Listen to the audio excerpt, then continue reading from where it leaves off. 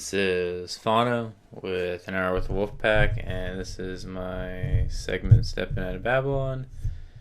And this is day 60. And today's date is March 21st, 2016. I made it 60 days. Mainly, I made it 60 days not drinking, so it's 2 months, just about. It's pretty good. On the diet, I've been about probably 80 to 90% weekly on the diet. Today I did the usual morning diet. Then I had a long day today. So I just had like my normal stuff when I'm on my walks, which is mainly just like dried fruit and water. And I came home. I had, I think it was about a pound of organic ground beef. And I had water, and that's all I really ate. And I didn't have my kefir smoothie today. I just had more water.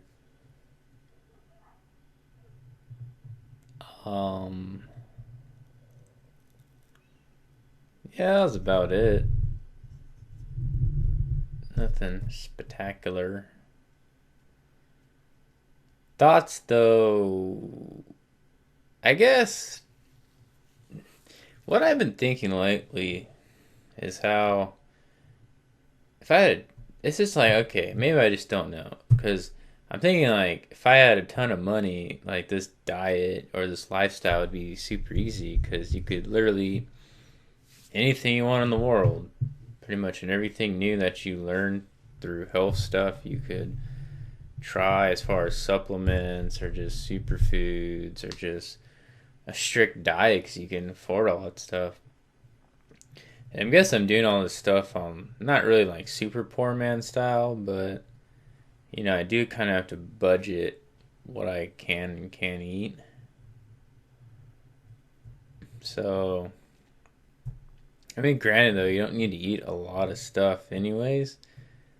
And a lot of food people are eating, like pizzas, hamburgers, pastas, fried things. Like, a lot of that doesn't have any nutrients, so you're kind of really wasting your money when you buy it. I guess the big thing that I've been realizing walking around is, I see people, and I see sick people, and I see people have animals. And I know they're animal. Like, if people don't know, like, the animal food industry is pretty crazy because you can just think about dogs. Dogs are carnivores. They eat meat, raw meat, like a wolf. And people are like, well, no, they don't. And it's like, okay, well, if they didn't, then they at least ate table scraps from when we bred them out of the wolf. So you think about nowadays, they're pretty much eat processed McDonald's, pretty much. And dog food, it just goes, and there's like semi okay dog food, but the best dog, I mean, even like the raw dog food is still not even that great. So I mean, like, I feed my dogs raw eggs, raw chicken.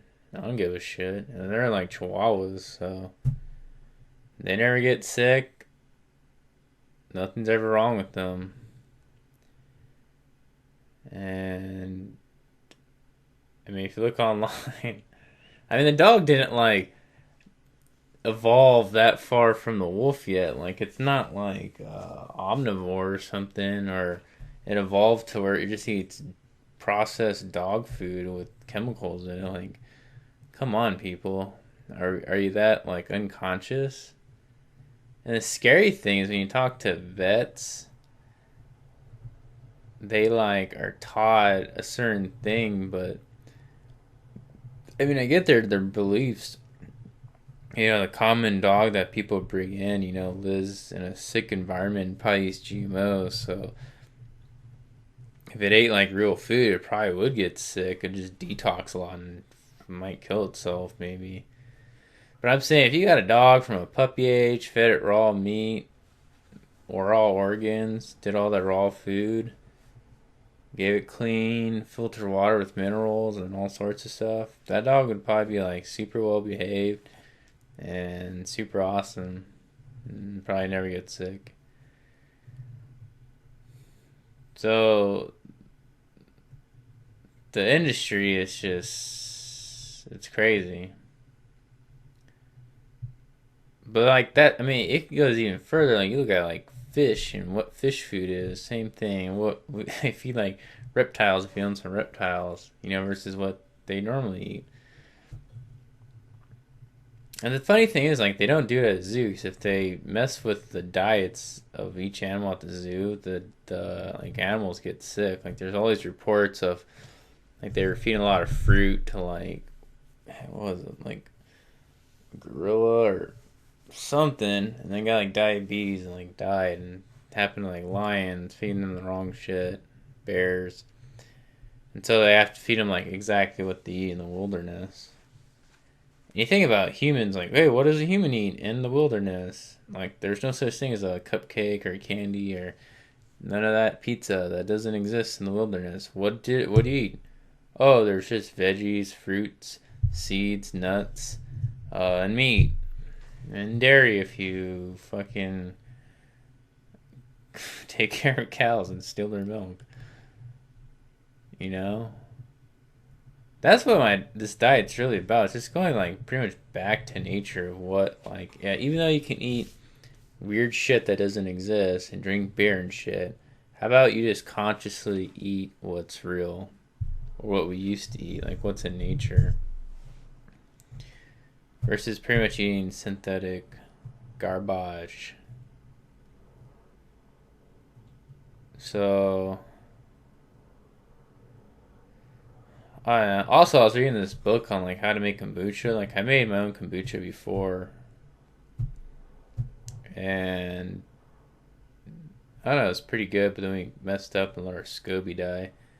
But I was reading this book about like all the different teas you can use, all the different extra flavors you can add, and just like how they're just saying in this book how kombucha has always been like this miracle super drink, and some people believe like aliens brought it down here, and no one really kind of knows like where it kind of all stemmed out from.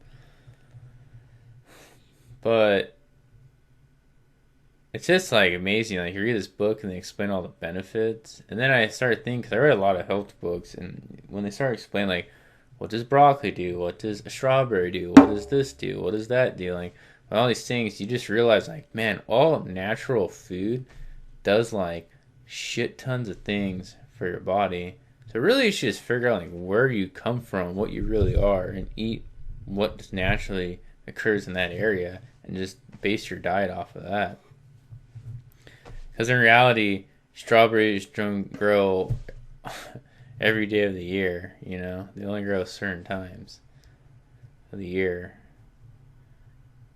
So, I mean, even though you're eating only clean, you still have to realize, like, well, you pretty much should eat what's in season and what's local and what's actually growing in the area you're living in. Pretty much. And it goes the same thing with animals, what animals are, would be around. But I also feel like when I eat, like, different types of meats, I felt, like, healthier. And I think because, like, in nature, you might eat, like, a raccoon one day, or you might eat I don't know, fish, or you might eat a cow, or I don't know if you eat a cow. You basically eat different types of meats.